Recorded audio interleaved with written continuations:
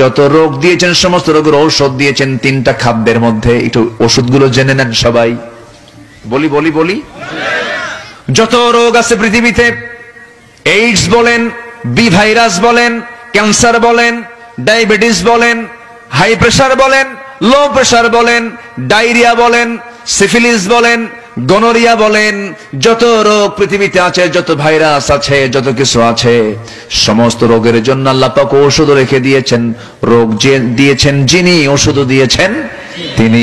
ওষুধ আছে, এর মধ্যে শ্রেষ্ঠ ওষুধ হলো তিনটা। একটা হলো চারটা, একটা হলো জমজম। একটা কি? জমজম। সেই পানিটা কোথায় পাওয়া যায়? কোন জায়গায়? সৌদি আরব তো অনেক বড়, বলেন কোথায়? কাবা শরীফের সামনে সেই কূপটা। কাবা শরীফের সামনে সেই কূপটা। এই কূপ হলো আশ্চর্য কূপ। দুনিয়ার সমস্ত পানির ভিতরে কম বেশি জীবাণু পাওয়া যায়, কিন্তু জমজম কূপের পানিটা এমন ফ্রেশ পানি, মিনারেল ওয়াটার ফেল।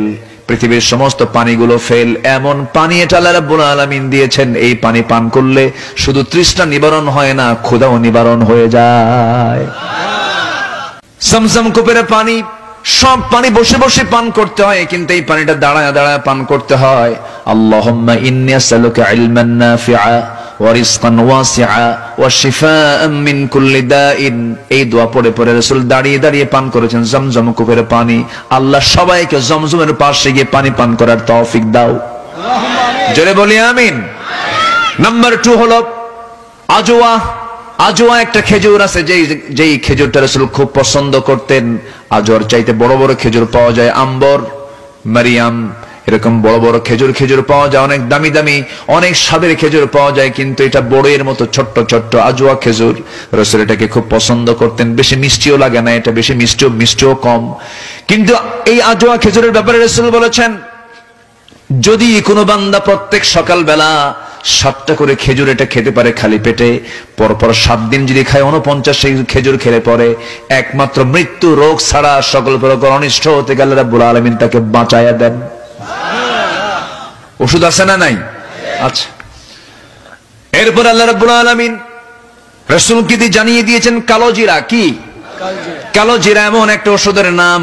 এই কালো জিরা পান করলে, কালো জিরা খেলে পরে সব ধরনের রোগ আল্লাহ পাক এর মধ্যে রোগের ওষুধ রেখে দিয়েছেন। আর আরেকটা স্পেশাল একটা পানীয় দিয়েছেন, স্পেশাল একটা অফার দিয়েছেন, শরাব দিয়েছেন, সেটা হচ্ছে মধু।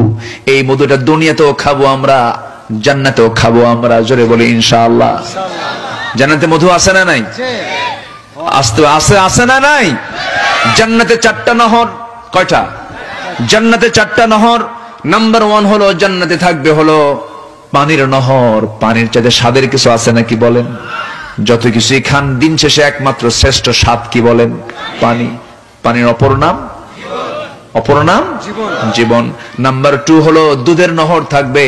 দুনিয়াতে দুধ আছে না নাই বলেন?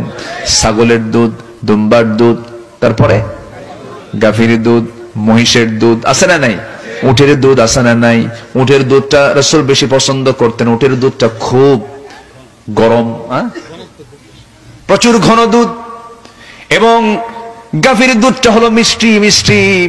এরপরে দুম্বার দুধটা মিষ্টি মিষ্টি, ছাগির দুধটা মিষ্টি মিষ্টি। কিন্তু উটের যে দুধ, এই দুধটা লবণ লবণ। কারণ উটটা বসবাস করে কোথায়? হ্যাঁ, উটনির দুধ। হ্যাঁ, উটনির দুধটা একটু লবণ। উটনির দুধকে বলেন তো লবণ। মরু অঞ্চলে বসবাস করে, পানি নাই, অথচ তার কোনো পানির অভাব নাই। আল্লাহু আকবার বলেন।